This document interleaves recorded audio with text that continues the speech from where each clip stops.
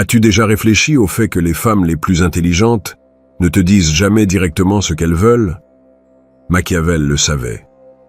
Le véritable pouvoir s'exerce dans le silence. Elle maîtrise cet art depuis des siècles. Aujourd'hui, je vais te révéler 4 secrets spécifiques que chaque femme désire que tu connaisses, mais que son orgueil et les normes sociales l'empêchent de t'avouer. Ce ne sont pas des astuces bon marché. Ce sont des stratégies psychologiques profondes qui distinguent les hommes moyens de ceux qui comprennent vraiment le jeu. Si tu restes jusqu'à la fin, tu obtiendras les clés que la plupart des hommes ne découvriront jamais. As-tu déjà attendu qu'une femme te dise « Hé, tu me plais, approche-toi » ? Eh bien, j'ai des nouvelles pour toi. Cela ne se produira jamais. Et ce n'est pas parce qu'elle n'est pas intéressée. C'est parce que tu viens de pénétrer le premier niveau du jeu machiavélique qu'elle maîtrise à la perfection. Le premier secret que chaque femme veut que tu saches, mais qu'elle ne confessera jamais, est le suivant. Elle ne dira jamais « approche-toi de moi ». Pourquoi? Parce que Machiavel avait raison quand il écrivait que celui qui contrôle l'information contrôle le pouvoir. Les femmes comprennent instinctivement que révéler leur intérêt de manière directe les met dans une position vulnérable. C'est pure stratégie de survie sociale. Pense à cela. Quand elle dit ouvertement « je t'aime bien », elle perd 3 choses cruciales. D'abord, le pouvoir de sélection. Elle ne peut plus filtrer les prétendants, car elle a montré ses cartes. Ensuite, son statut social. Les normes culturelles punissent encore les femmes qui semblent désespérées ou faciles. Troisièmement, et plus important, elle perd la capacité de te tester. Si tu n'as pas l'intelligence sociale pour lire ces signaux subtils, tu n'es pas digne de son attention.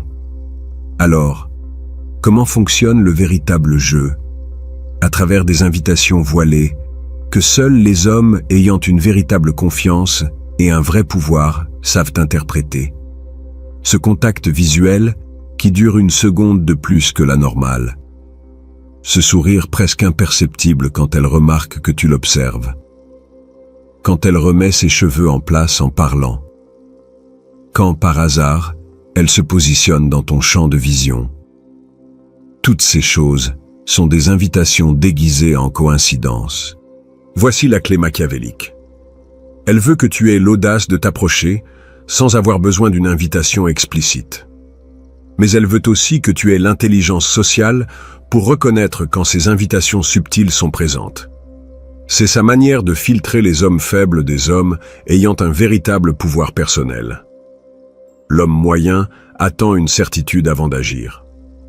L'homme qui comprend le jeu reconnaît l'incertitude comme faisant partie de la danse du pouvoir. Si tu as besoin qu'elle te dise exactement quoi faire, tu as déjà perdu. Parce que le type de confiance qui l'attire vraiment n'a pas besoin d'instructions étape par étape. D'ailleurs, si ces révélations te font réfléchir, abonne-toi à la chaîne, car ce qui va suivre dans les prochains secrets va complètement changer ta façon de comprendre les femmes.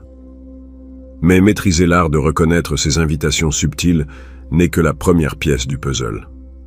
Car une fois que tu identifies ces signaux, la question qui sépare les novices des maîtres surgit. Comment t'approcher sans sembler comme tous les autres? Maintenant que tu sais qu'elle ne te dira jamais « approche-toi », nous arrivons au 2e secret que les femmes ne confesseront jamais. Elle ne va pas non plus t'apprendre comment t'approcher. Et ce n'est pas de la cruauté, c'est de la stratégie pure. Pourquoi une femme ne te donnerait-elle pas d'instructions sur la façon de la conquérir? Parce que cela détruirait complètement l'objectif du test. Imagine si un examen universitaire venait avec toutes les réponses. Ce ne serait plus un examen, n'est-ce pas? De la même manière, si elle te dit exactement quoi dire et comment te comporter, elle ne peut plus évaluer ta véritable confiance, ton intelligence sociale naturelle ou ta capacité de leadership. Machiavel écrivait que le prince doit sembler clément, fidèle, humain, intègre et religieux, mais être prêt à agir à l'opposé quand cela est nécessaire. Les femmes appliquent ce principe instinctivement. Elles veulent te voir naviguer l'interaction sociale sans carte, car c'est ainsi qu'elles peuvent mesurer ta véritable valeur en tant qu'homme. Voici la stratégie qui sépare les amateurs des professionnels. La préparation machiavélique avant l'approche. Avant même de penser à lui parler, tu dois établir ta présence dans l'environnement. Cela s'appelle le réchauffement social, et c'est dévastateur. D'abord, arrive au lieu avec le bon état d'esprit. Avant de quitter la maison, souviens-toi de 3 moments récents où tu t'es senti fier de toi. Ce n'est pas de l'auto-assistance bon marché, c'est de la neuroscience appliquée. Tu prépares ton cerveau à produire les hormones de confiance qu'elle détectera inconsciemment. Deuxièmement, la préparation physique compte plus que tu ne l'imagines. Une chemise bien repassée, des chaussures propres, une touche subtile de parfum, mais sans exagérer. Il ne s'agit pas de vanité, mais de respect de soi. Une femme intelligente remarque ces détails, car ils reflètent comment tu te traites et, par extension, comment tu la traiterais elle. Troisièmement, et c'est là que la magie opère, ne t'approche jamais directement d'elle comme première interaction de la soirée. À la place, réchauffe socialement. Parle au barman, fais un compliment sincère à quelqu'un d'autre. Pose une question neutre sur le lieu. Pourquoi cela fonctionne-t-il? Parce qu'elle te regarde interagir avec les autres et évalue ta naturalité sociale. Quand tu t'approches enfin d'elle, fais-le avec une curiosité sincère, pas avec une soif désespérée. Des sujets universels qui ne manquent jamais. Qu'est-ce qui t'a amené ici ce soir? Ce groupe est incroyable. Tu les avais déjà entendus? J'adore ton collier. A-t-il une histoire particulière? La clé est de rester ouvert, curieux et pertinent par rapport au moment. Évite les débats philosophiques profonds ou les sujets controversés. Ce n'est pas le moment de prouver ton intellect. C'est le moment de créer une connexion légère, mais authentique. Rappelle-toi, elle ne te donnera pas un manuel d'instruction, car une partie de son attraction pour toi dépend de ta capacité à comprendre les choses par toi-même. C'est sa manière de séparer les leaders naturels de ceux qui ont besoin qu'on leur dise quoi faire à chaque étape. Mais voici quelque chose de crucial que la plupart des hommes ne comprennent pas. Savoir comment s'approcher n'est que la moitié de l'équation. L'autre moitié, tout aussi importante, est de savoir quand elle veut que tu restes et quand elle préfère que tu t'éloignes. Tu sais quand t'approcher et comment le faire, mais maintenant vient le 3e secret que aucune femme ne te confessera jamais. Elle ne te dira jamais directement « pars » ou « reste ». Et crois-moi, maîtriser cette compétence est ce qui sépare les hommes avec un véritable pouvoir social de ceux qui deviennent ces histoires gênantes que les femmes racontent à leurs amis. Pourquoi une femme ne te dit-elle pas simplement « je ne suis pas intéressée, éloigne-toi » ? Pour la même raison que Machiavel conseillait d'éviter d'être détestée, elle doit maintenir l'harmonie sociale. Te dire directement de partir la rendrait mauvaise aux yeux des autres, quelque chose que son cerveau est programmé pour éviter. Elle utilise un langage corporel qui crie « pars », tandis que sa bouche reste polie. Voici les signaux de « éloigne-toi » que tu dois lire, comme si ta dignité en dépendait, car c'est le cas. Si elle croise les bras pendant que tu parles, s'éloigne physiquement de toi, regarde constamment son téléphone, te donne des réponses d'une seule syllabe, ou cherche ses amis du regard, comme si elle demandait du secours, « frère, il est temps de te retirer stratégiquement ». Mais il y a aussi les signaux de « reste » que la plupart des hommes sont trop incertains pour reconnaître. Si elle imite ta posture, se penche vers toi en parlant, maintient un contact visuel sincère, te pose des questions personnelles ou trouve des excuses pour te toucher légèrement le bras, tu es en territoire vert. Son corps te dit « je t'aime », même si sa bouche ne prononce jamais ces mots. La différence entre un homme qui a une véritable confiance et un homme qui est incertain est la suivante. L'incertain ignore les signaux de part, car il ne veut pas accepter la réalité, et doute des signaux de reste, parce qu'il ne croit pas les mériter. L'homme avec un véritable pouvoir lit les deux avec précision et agit en conséquence. Quand tu détectes des signaux de rejet, voici ta stratégie machiavélique. Retire-toi avec une classe absolue. Dis-lui quelque chose, comme « Ce fut un plaisir de te rencontrer, profite bien de ta soirée » et éloigne-toi sans te retourner. N'insiste pas, ne supplie pas, ne tente pas de la convaincre. Le prince intelligent se retire pour se battre un autre jour et garde sa dignité intacte. Sais-tu ce qu'il y a d'ironique? Parfois, se retirer avec dignité génère plus de respect et d'intérêt que de rester à mendier de l'attention, car tu montres que tu as des limites, que ton temps a de la valeur, et que tu n'as pas besoin de la validation d'aucune femme pour te sentir précieux. D'un autre côté, lorsque les signaux sont positifs, ne sois pas celui qui les interprète mal comme « maintenant je peux être collant ». Les signaux de « reste » signifient que tu as gagné le droit d'approfondir la conversation, pas de la bombarder de ton histoire de vie entière. Écoute ses intérêts et pose des questions de suivi intelligentes. Si elle mentionne qu'elle aime la randonnée, ne dis pas « Ah, c'est cool ». Dis plutôt « Quel a été ton sentier préféré jusqu'à présent ?» La capacité à lire correctement ces signaux n'est pas optionnelle si tu veux jouer dans les grandes ligues. C'est la différence entre être perçu comme un homme avec de l'intelligence sociale ou comme quelqu'un qui ne capte pas les sous-entendus les plus évidents. Jusqu'ici, tu maîtrises quand t'approcher, comment le faire, et quand rester ou te retirer. Mais il y a une dernière pièce du puzzle qui sépare définitivement les amateurs des maîtres. Et c'est quelque chose que personne ne semble comprendre complètement.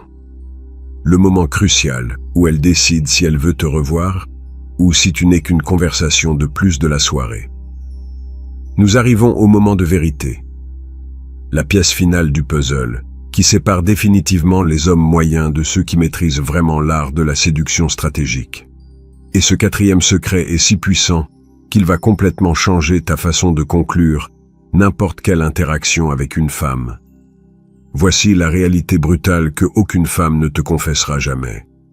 Elle ne te proposera jamais son numéro de téléphone, elle ne dira jamais « Hé, voici mon WhatsApp » ou « Tu veux que je te donne mon contact ?»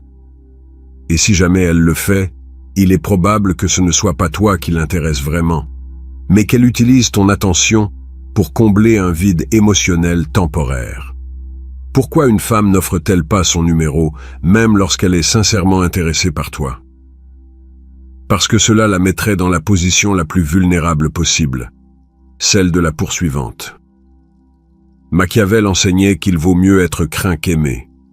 Mais dans le contexte de la séduction, il vaut mieux être celui qui mène que celui qui poursuit. Et elle le sait instinctivement. Quand une femme te donne son numéro sans que tu le demandes, elle inverse les rôles de pouvoir. Elle devient celle qui doit prouver sa valeur, celle qui attend ton appel, celle qui se demande si tu vas lui écrire. Son cerveau primitif interprète cela comme une position de faiblesse et commencera subconsciously à perdre de l'attraction pour toi. Mais voici la stratégie machiavélique que la plupart des hommes ne maîtrisent jamais. Il existe deux manières de gérer l'échange de contacts, et les deux nécessitent que tu prennes les devants. La première est classique. J'ai beaucoup aimé te rencontrer. Puis-je t'envoyer un message un jour? C'est direct, honnête, et cela met les cartes sur table. Cependant, il y a une seconde stratégie qui est psychologiquement plus puissante. Lui donner ton numéro au lieu de demander le sien. Écoute cela attentivement, car cela va changer ton jeu pour toujours. Quand tu lui dis « Hé, voici mon numéro », si cela te dit de prendre un café un jour, écris-moi. Quelque chose de magique se produit dans son esprit. D'abord, tu élimines complètement la pression. Elle n'a pas l'impression que tu la chasses ou que tu as besoin de quelque chose d'elle. Deuxièmement, tu inverses la dynamique de pouvoir. Maintenant, c'est elle qui doit décider si elle veut poursuivre la connexion. Troisièmement, et surtout, tu lui donnes l'opportunité d'être celle qui initie le contact suivant, ce qui, psychologiquement, la fait se sentir plus en contrôle. Que se passe-t-il lorsqu'une femme doit envoyer le premier message? Son cerveau commence à justifier pourquoi elle le fait. Je lui écris parce qu'il m'a plu, je le trouve intéressant, je veux mieux le connaître. Chaque justification qu'elle se donne augmente son niveau d'investissement émotionnel envers toi. La différence entre demander son numéro et donner le tien est la différence entre mendier une audience et en accorder une. Le prince ne mendie pas d'attention. Il la concède sélectivement à ceux qui prouvent être dignes d'elle. Quand tu lui donnes ton numéro, tu communiques subconsciemment que tu as des options, que ton temps est précieux et qu'elle doit gagner ton attention continue. Bien sûr, toutes ne vont pas écrire, et c'est parfaitement bien, car celles qui le feront seront celles réellement intéressées, pas celles qui t'ont donné leur numéro par courtoisie ou pour éviter une situation inconfortable. Voici les scripts exacts pour les deux stratégies. Si tu décides de lui demander le sien, dis « Hé, j'ai vraiment apprécié cette conversation. J'aimerais pouvoir continuer à discuter avec toi. Puis-je t'écrire ?» Si tu décides de lui donner le tien, dis « J'ai beaucoup aimé te rencontrer. Voici mon numéro. Si un jour tu veux prendre un café ou continuer cette conversation, n'hésite pas à m'écrire. » Maîtriser ces 4 principes machiavéliques te transforme de sujet en souverain de ta propre vie sociale. Tu ne dépends plus des femmes pour te donner la permission, des instructions ou des signaux évidents. Tu as les outils pour naviguer n'importe quelle interaction avec une confiance stratégique, en lisant entre les lignes et en menant avec intelligence. Voilà, les 4 secrets machiavéliques que chaque femme désire que tu saches, mais qu'elle ne confessera jamais. Elle ne dira pas « approche-toi », ne t'apprendra pas comment le faire, ne te dira pas quand rester ou partir, et ne te proposera certainement pas son numéro. Mais maintenant, tu as les clés du jeu que la plupart des hommes ne découvriront jamais. Machiavel écrivait que la fortune favorise les audacieux, et tu viens de devenir l'un d'eux. Si ces secrets ont changé ta perspective sur les femmes, abonne-toi, car la semaine prochaine, je révélerai comment interpréter leurs messages textes comme un véritable maître de la stratégie. N'oublie pas de liker si tu sais déjà lequel de ces 4 principes tu vas appliquer en premier.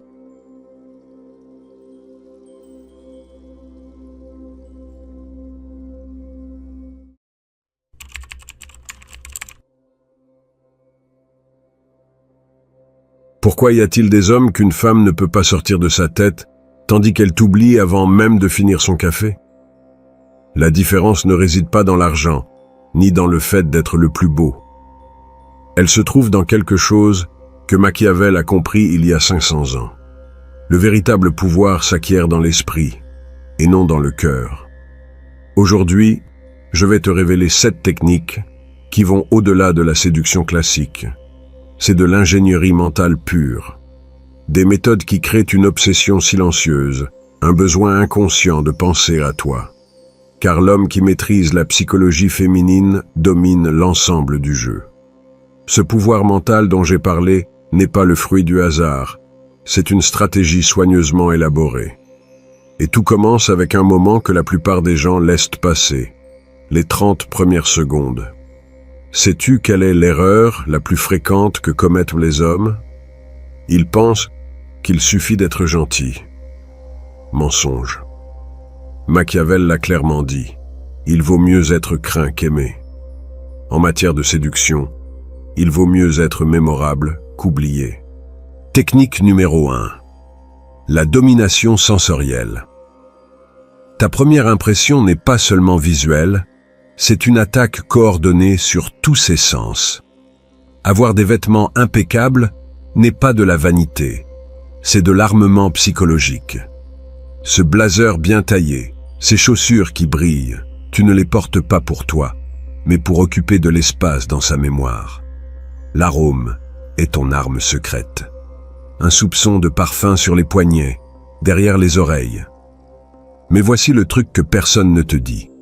Elle va associer cette odeur à toi pour toujours. Chaque fois qu'elle la sentira ailleurs, son esprit s'envolera instantanément vers toi.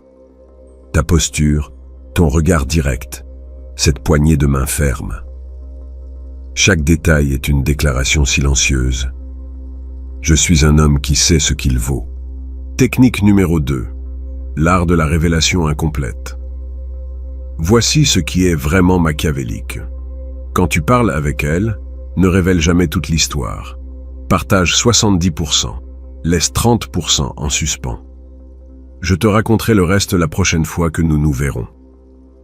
Pourquoi cela fonctionne-t-il? Parce que le cerveau humain déteste les espaces vides. Elle va compléter cette histoire dans son esprit encore et encore. Tu vas vivre dans ses pensées sans payer de loyer. Technique numéro 3. La séduction économique invisible. Oublie ce qu'on t'a dit sur le fait de montrer de l'argent. C'est pour les débutants. Le véritable pouvoir financier se manifeste sans dire un mot. Tu choisis le restaurant sans hésitation, tu paies sans faire de chichi. Tu parles de projets futurs avec cette confiance que seule une sécurité économique réelle peut apporter. Ce n'est pas l'argent qui la séduit, mais la tranquillité d'esprit que tu projettes lorsque l'argent n'est pas un problème. Mon frère, si cela t'apporte déjà un peu de clarté mentale, donne un like pour que d'autres hommes prennent conscience de cette réalité. Car ce qui vient après va complètement changer ton jeu. Le véritable contrôle ne réside pas dans le fait d'impressionner. Il consiste à créer un besoin émotionnel si profond qu'elle ne pourra pas expliquer pourquoi elle ne cesse de penser à toi. Et ça, mon ami, c'est de l'ingénierie émotionnelle pure. Cette ingénierie émotionnelle va plus loin que tu ne l'imagines.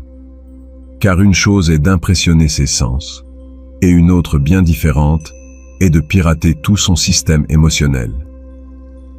T'es-tu déjà demandé pourquoi certains hommes sont décrits par les femmes comme étant différents sans qu'elles puissent t'expliquer exactement pourquoi? Ce n'est pas de la magie, c'est une manipulation émotionnelle calculée. Technique numéro 4. Le miroir émotionnel stratégique. Voici le secret que les psychologues ne veulent pas que tu saches. Quand tu écoutes vraiment une femme, non seulement avec tes oreilles, mais avec tout ton corps, tu crées une drogue émotionnelle. Tu maintiens le contact visuel, tu hoches la tête au moment précis. Tu répètes ces mots-clés avec ta propre interprétation. Cela sonne comme si ce moment t'avait véritablement marqué. Ce n'est pas une conversation. C'est une validation ciblée. Elle va sentir que pour la première fois, quelqu'un la comprend complètement. Et devine qui va être cette personne dans son esprit chaque fois qu'elle aura besoin de se sentir comprise. Mais voici le côté machiavélique. Tu poses des questions que personne d'autre n'ose poser. Quel est ce rêve que tu n'as jamais raconté à personne? Qu'est-ce qui te fait le plus peur chez toi? Ces questions ouvrent des portes émotionnelles qu'elle gardait fermées. La vulnérabilité, comme une arme. Machiavel savait que montrer une faiblesse au bon moment est la suprême force. Tu partages quelque chose de personnel, quelque chose qui t'a blessé, quelque chose qui t'a changé. Mais tu le fais de manière stratégique, en calculant le moment exact où elle est réceptive émotionnellement. Tu sais, il y a quelque temps, j'ai traversé quelque chose qui m'a appris que... Et là, tu lâches une petite cicatrice émotionnelle. Pas pour susciter de la pitié, mais pour créer une intimité instantanée. Parce que lorsque tu partages ta vulnérabilité, elle abaisse automatiquement ses défenses. Le suivi létal. C'est ici que tu différencies les amateurs des maîtres. Après cette conversation profonde, tu ne disparais pas comme les autres. Tu envoies un message simple. J'espère que ta présentation d'aujourd'hui s'est bien passée. J'ai pensé à ce que tu m'as dit. Boum. Tu viens de prouver que tu l'as vraiment écouté, que ça t'a suffisamment importé pour t'en souvenir, et que tu penses à elle. Ce n'est pas être intense, c'est être stratégique. La trappe de l'expérience partagée. Et quand tu découvres quelque chose qui vous plaît à tous les deux, ne laisse pas passer l'occasion. Hé, j'ai vu qu'il y a une exposition de cet artiste que tu as mentionné. Ça te dit d'y aller? Ce n'est pas un rendez-vous. c'est créer un souvenir qui la connectera à toi pour toujours. Chaque expérience partagée est une ancre émotionnelle. Chaque fois qu'elle pensera à cette exposition, à cette chanson, à cette conversation sur des livres, elle pensera à toi. Mais voici la partie qui peut sembler froide. C'est la réalité. Tout cela fonctionne parce que tu t'intéresses sincèrement à elle en tant que personne, pas en tant que conquête.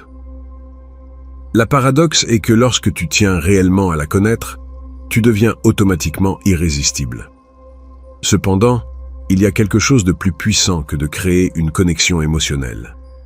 Il y a quelque chose qui rend les femmes complètement accros à ta présence, et c'est exactement l'opposé d'être prévisible. Exactement. L'opposé d'être prévisible est de devenir une addiction émotionnelle. Et c'est là que la plupart des hommes se trompent complètement. Sais-tu ce qui est le plus ennuyeux pour une femme? Un homme qui dit toujours oui, qui est toujours disponible, qui fait toujours exactement ce qu'elle attend. Ce n'est pas de l'amour, c'est de l'invisibilité garantie. Technique numéro 5. L'algorithme de la surprise calculée. Machiavel a écrit que les hommes jugent davantage par les yeux que par les mains. Traduisons cela en séduction moderne. Elle se souviendra plus de ce qu'elle n'attendait pas que de ce qu'elle a vu venir. Un mardi comme un autre, tu lui écris « J'ai annulé une réunion. Ça te dit un café maintenant ?» Quand tu planifies normalement tout avec des jours d'avance, cette spontanéité va la prendre complètement au dépourvu. Son cerveau va interpréter cela comme « Je suis suffisamment important pour qu'il change ses plans. » Mais voici le truc que personne ne t'enseigne. Alterne entre le spontané et le planifié. Une semaine, tu l'invites à te promener au centre-ville sans prévenir. La semaine suivante, tu lui dis « J'ai quelque chose de spécial prévu pour samedi, mais c'est une surprise. » La rotation des expériences. Ne répète jamais le même type de plan 2 fois de suite. La première fois, c'était un dîner élégant. La seconde, un pique-nique improvisé dans le parc. Si un jour vous parlez de philosophie profonde, la fois suivante, ce sera juste de la pure fun et des rires. Pourquoi cela fonctionne-t-il? Parce que son cerveau ne peut pas te catégoriser.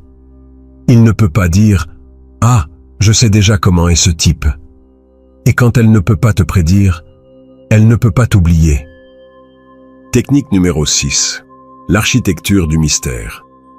Voici ce qui va sembler contradictoire, mais c'est de la pure génie. Moins d'informations génèrent plus d'intérêt. Sur les réseaux sociaux, ne mets pas un like à chaque photo qu'elle publie. Ne commente pas tout ce qu'elle poste. Laisse-la se demander pourquoi tu n'as pas réagi à cela. Cette incertitude est plus puissante que 1000 cœurs. Quand elle te demande « Qu'est-ce que tu as fait le week-end ?» Au lieu de donner ton itinéraire complet, dis « J'étais à quelque chose d'intéressant. Je te raconterai quand on se verra. » Boum! Tu viens de créer une raison de plus pour qu'elle veuille te voir. L'art de la révélation progressive. Disons que tu as un projet créatif, un hobby fascinant ou une compétence spéciale. Ne révèle pas tout d'un coup. D'abord, mentionne que tu es sur quelque chose de créatif ces derniers temps. Après plusieurs conversations, tu dis que c'est quelque chose en rapport avec la musique. Et bien plus tard, tu révèles que tu produis des beats pendant ton temps libre. Chaque révélation est comme ouvrir une nouvelle pièce dans une maison qu'elle pensait connaître. Elle va sans cesse se demander « Quoi d'autre ne sais-je pas de lui ?» La psychologie du renforcement intermittent. Les casinos connaissent cette science. La récompense imprévisible est plus addictive que la constante. Si tu réponds toujours immédiatement, elle s'habitue. Si tu ne réponds jamais, elle se frustre.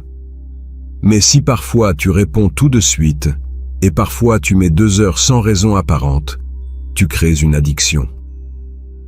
Son cerveau va constamment essayer de déchiffrer le schéma qui n'existe pas. Jusqu'à présent, tu as appris à impacter ses sens, à pirater ses émotions, et à la rendre accro à ton imprévisibilité. Mais il manque la technique la plus létale, celle que Machiavel considérerait comme son chef-d'œuvre. Transformer ton absence en présence obsessive. Transformer ton absence en présence obsessive. Voilà la technique qui sépare les maîtres des amateurs, et c'est exactement ce que Machiavel aurait utilisé au XXIe siècle.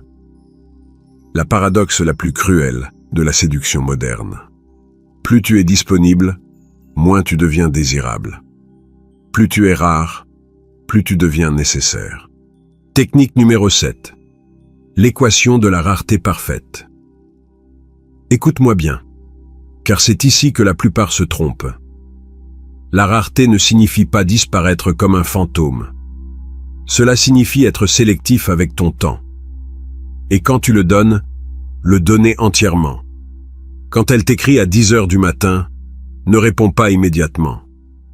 Pas parce que tu joues, mais parce que tu as une vie qui mérite d'être vécue. Tu réponds 2 heures plus tard. Désolé, j'étais dans une réunion importante. Comment vas-tu? Ce retard n'est pas du mépris. C'est une démonstration de valeur. Tu lui montres que ton temps est limité, qu'il y a d'autres choses qui rivalisent pour ton attention. Le schéma de la présence intense. Voici la formule exacte. Quand tu es avec elle, tu es complètement présent. Pas de téléphone, pas de distraction. Ton attention est laser. Ton énergie est focalisée sur elle à 100%. Ces moments deviennent si intenses qu'elle va les mémoriser de manière vivante. Mais après cette présence intense, vient l'absence stratégique. Tu disparais pendant un jour ou deux, pas de manière dramatique. Simplement, tu es occupé avec ta vie. Salle de sport, travail, projet, amis. Tu as une existence complète sans elle. La psychologie de la peur de la perte. Quand tu n'es pas constamment disponible, son cerveau primitif active une alarme. Cet homme a des options. D'autres femmes le veulent aussi. Je ne peux pas le tenir pour acquis. Et voici ce qui est brutal, mais vrai. La rareté artificielle fonctionne parce qu'elle reflète la rareté réelle. Les hommes qui ont vraiment des options sont naturellement moins disponibles. En te comportant ainsi, tu actives les mêmes instincts qu'ils réveillent chez les hommes. L'art de la réapparition stratégique. Après cette absence calculée, tu ne reviens pas en t'excusant. Tu reviens avec quelque chose de valeur. Une photo de quelque chose qui t'a rappelé elle. Une question sincère sur quelque chose qu'elle a mentionné quelques jours auparavant. Une invitation inattendue à quelque chose d'intéressant. J'ai vu ça et ça m'a fait penser à la conversation que nous avons eue sur l'architecture. Est-ce que tu penses toujours à étudier le design? Boum. Non seulement tu es réapparu, mais tu es réapparu en montrant que tu pensais à elle pendant ton absence. L'équilibre parfait. Voici la partie la plus délicate. Tu dois lire ces signaux. Si tu remarques une frustration réelle, ajustez légèrement. Si tu sens qu'elle s'éloigne, augmente ta présence un peu. Si tu remarques qu'elle te prend pour acquis, augmente la rareté. Ce n'est pas un jeu, c'est une danse. Et comme toute danse, tu dois sentir le rythme de ta partenaire. Le principe de la valorisation progressive. En fin de compte, ce que tu crées n'est pas de la confusion. C'est de la valorisation. Quand quelque chose est rare, nous l'évaluons automatiquement plus. Quand ton temps est limité, chaque moment passé avec toi devient précieux. Mais attention, cette technique s'accompagne d'une responsabilité. Une fois qu'une femme est vraiment intéressée, une fois que tu as capté son attention émotionnelle, tu dois décider ce que tu vas faire de ce pouvoir. Car Machiavel a également dit autre chose. Avec un grand pouvoir vient la nécessité de l'utiliser sagement. Et cela, mon frère, est quelque chose que chaque homme doit décider par lui-même. Voilà les 7 techniques qui transforment des hommes invisibles en obsessions silencieuses. De la domination sensorielle à la rareté calculée, chaque méthode est une arme psychologique, éprouvée par des siècles de nature humaine. Mais avec ce savoir vient un choix. Tu peux utiliser ces techniques pour manipuler, ou tu peux les utiliser pour devenir réellement l'homme qui mérite d'être mémorisé. La différence réside dans ton intention. Le véritable pouvoir machiavélique ne réside pas dans les astuces. Il se trouve dans la construction d'une mentalité si solide que ces techniques deviennent naturelles. Car au final, la femme qui en vaut la peine ne s'attachera pas à tes stratégies. Elle tombera amoureuse de l'homme stratégique que tu es.